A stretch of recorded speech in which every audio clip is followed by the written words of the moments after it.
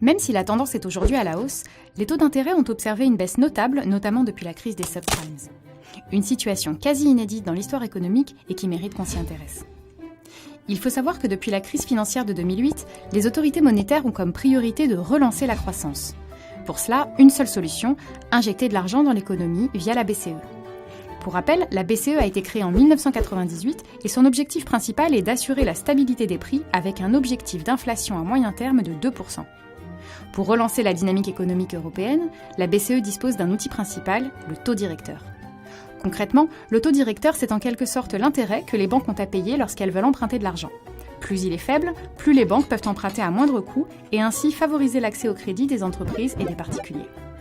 Si cela ne suffit pas, la BCE dispose aussi d'un levier que l'on appelle le quantitative easing.